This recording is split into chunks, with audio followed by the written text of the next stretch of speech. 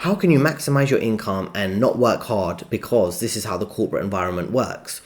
Now, what I want to do explain to you in this video is a few concepts I learned from this useful book about job stacking, where you're working multiple jobs from home at the same time. But it has some key concepts that can apply to you even if you're working in the office. So let's go to this section here. It's a section about being the king of mediocrity. Now, what do we mean by being the king of mediocrity? Now, when you're at work, you probably think that working hard is really going to help you grow your career if you're naive. But what you realize is that company doesn't necessarily want you to work hard. They want you to be good at being average or slightly average. Because a company, you're one just cog in a machine in that company. They're not really looking for star players, star traders, star coders. They're looking for someone who can just get the job done and do slightly above average and play a bit into the office politics. So what I'm trying to share with you, this is a brief excerpt from the blog I've written, you can check it out, I'll put the link in the description, is how you should become the king of mediocrity, right? So in the book, it covers how you need a major mindset shift. Instead of trying to be the king of productivity at one company, you should be the king of mediocrity at a few companies. So if you're working from home, you have a remote job, you should try and work multiple jobs if you can and balance them in, being very strategic, maybe doing two remote jobs at the same time. Or even if you're in the office, I think you should just focus on being average, being slightly above average, doing a decent job so you get paid decently, but doing anything over and above will lead to burnout without the adequate compensation, which I kind of put here, right? So let's go through this section in a bit more detail. Sometimes you might be thinking that if you're hyper productive, you're going to get good attention at work, but typically you'll get the envy from your co-workers because your co-workers understand the game. They want to work less hard and they understand that working extra hours, extra hard is not really going to pay off, so let's just do an average job. Your manager also could feel threatened by you because if you're working hard and they're not, it could make you look better than them, so they prefer you to be average. They don't want you to make them look bad, show them up as being average. And then the company you're working for, they're, like I say in many of my videos, office politics, sucking up to the right people is more important than working hard effectively, right?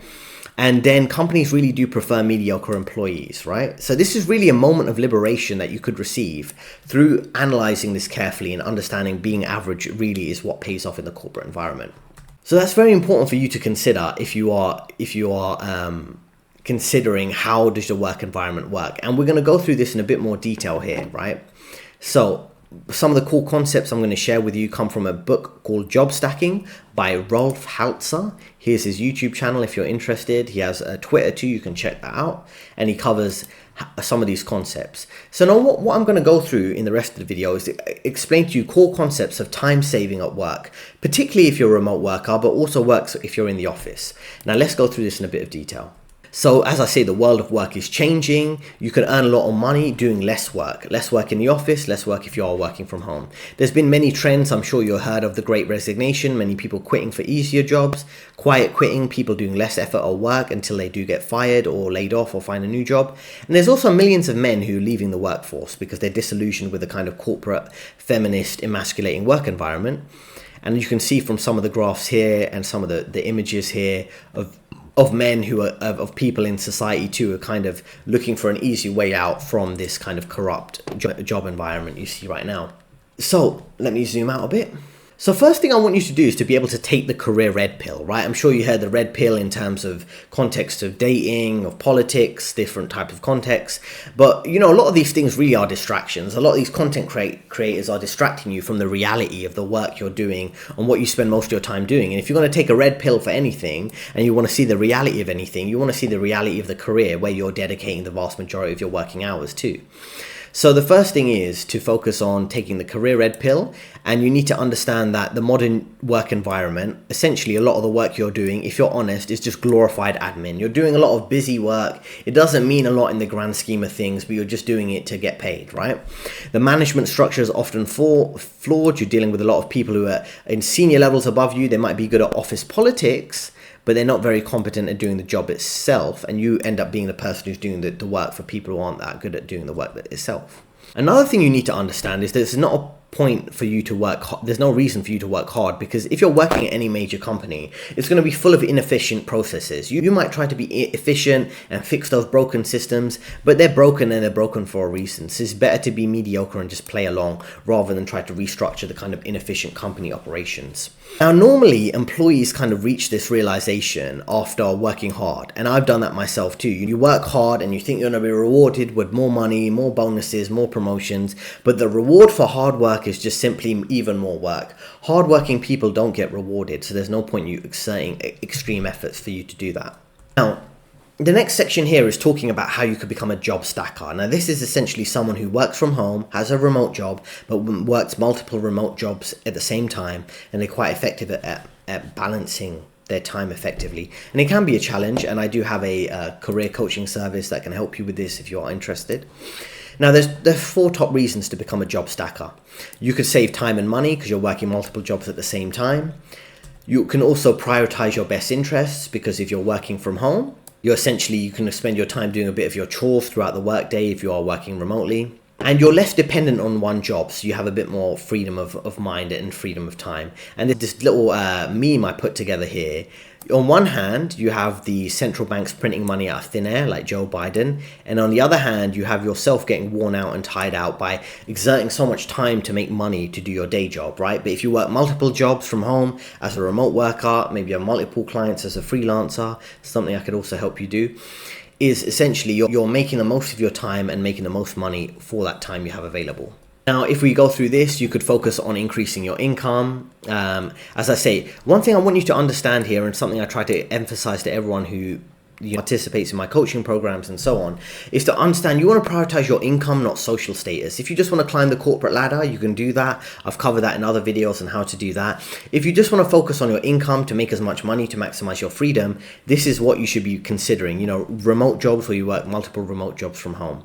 Now, the truth is, as I've covered here, you're not going to find very many jobs that are going to provide a deep life purpose, and you should kind of throw that out the window if you're really looking for your job to give you some meaning in life. The meaning from life comes from maybe pursuing your own purpose through your side business, family, friends, health, wealth, and freedom. It's not going to come from working a corporate job. Now, something also to understand here is that your company doesn't care about you, right? Your co-workers, they're not going to be at your funeral. You shouldn't be too focused on the job you're working in terms of your co-workers. It's not really going to pay off for you if you're so focused on, how your co-workers perceive you, playing some social status game when buying a house and keeping up with this, certain clothing lines that might be popular that are overpriced. That's not really going to give you the freedom you want. Now, other thing here is, increasing your income by working multiple remote jobs is what I was mentioning. And the last point here of why you should become a, king of mediocrity, putting less effort at your day job or focus on working multiple jobs by working from home, is understanding that hard work doesn't pay off. As I say, it's more focused on office politics. They don't prioritize meritocracy, competency, innovation, and entrepreneurship. And they prioritize DEI, or diversity, inclusion, and equality. And what you should do when you're at work is analyze who is climbing the corporate ladder quicker. Is it the people who are working hard? Is it hardworking Harry? Or is it suck up Sally? And more often than not, it's suck up Sally, because she's sucking up to senior management, and that's what they want in terms of the corporate environment, not the people that work hard. Now, other things, if you are job stacking, or even if you are in the office environment, as I say, this works for 2 types of people, right? So if you're working in the office environment or working remotely, multiple jobs, make sure you're focused on your own interest, your health, your wealth, whatever benefits you, not what benefits the company, because the company is not looking out for your best interest. Another thing to focus on if you are, as I say, looking at any general career advice I try to provide, which is quite unconventional. I'm not telling you to climb the corporate ladder. I'm telling you to prioritize your freedom over your salary, because your freedom is what you want at the end of the day. You want your freedom to live your life how you want to do it, and rather than just working on 9 to 5 and being a 9 to 5 slave, essentially. So that's very important for you to consider. Now, the next couple keys to help you with your career is understand that company perks are an illusion. Many companies that want you to be in the office, they want you to spend your life around the office, your social environment, your friends should be people at the office. You use the company gym, use a company car, company health insurance, company discounts on buying electronics and gadgets. They want to kind of have your whole life revolve around the company, so you're more loyal to the company and they can fire you at any moment. So you should understand that your life at the company is kind of rented from the company you work for. If you do have your life revolving around that, you should develop as much independence as possible. Now, key number 4 is you should pursue you should pursue excellence in your personal life and not at work, right? So many people think that if they be the perfect employee, the perfect worker, they're going to get promoted quickly, they're going to be perceived positively. No, you're not. That's not really how it works. What you should do when you're in the corporate environment, do your work, be polite to people as far as you need to get paid and leave, right? Any areas of excellence, you should focus on that in your hobbies, your family, your relationships, your health, your going to the gym, whatever benefits you, whatever interests you. And if you really need to understand the office itself is a theatre show, right? That's something I'd often repeat to myself when I was working at some of these top banks and other top companies, is that you go to the office, the people who play the office politics game and treat office like it's a high school, and you play the kind of people politics game, they go far, not the people who kind of work hard. So once you go to the office, make sure you present yourself the right way, wear an expensive suit if you need to, or so on, and understand the office is a theatre show. You're just putting on a character until you can go home and live your real life. So you need to also focus on protecting your reputation. And as I say, this applies to people who are in the office or working from home. I've dealt with many toxic managers, backstabbing co-workers, and it's important to protect your own reputation. You need to focus on earning money, the money you're making, not necessarily your baby boomer bosses, female co-workers, people who could get you cancelled for having the wrong opinion or simply being a man in the corporate environment these days. So you should focus on jobs. If you are worried about protecting your reputation, is make sure you document everything. And if you are fortunate enough to get a remote job or work from home, make sure, it's the type of job that doesn't involve tons of social interaction where things could be misperceived, misinterpreted, and impact your job stability.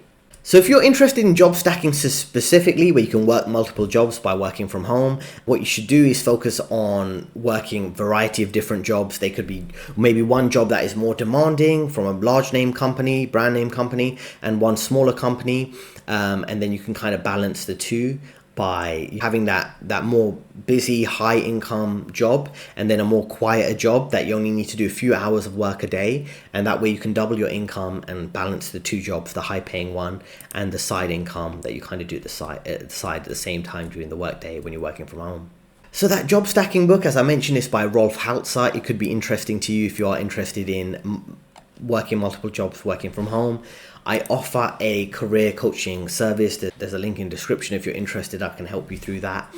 So it's an important consideration for you to think through, right? In terms of if you're in a position, maybe you're in the tech industry, certain finance jobs, other corporate jobs, you work from home. How much time does the job actually take? Could you fill up that work day with another side job that maybe is an assistant job, a kind of admin job that you can do on the side and get another, $30K in your bank account through working a side income that is multiple jobs at the same time, but you're balancing the time efficiently. So doing job stacking is an option for you. But the key takeaway here is what I mentioned earlier, is becoming the king of mediocrity. Mediocrity pays off. If you're mediocre at work, but you're sociable at work and you're friendly at work and people like you, that's what they want. The perfect employee is someone who's average or slightly above average and gets on well with their co-workers, not the people who work hard. So that's the key takeaway from this video to help you with your career.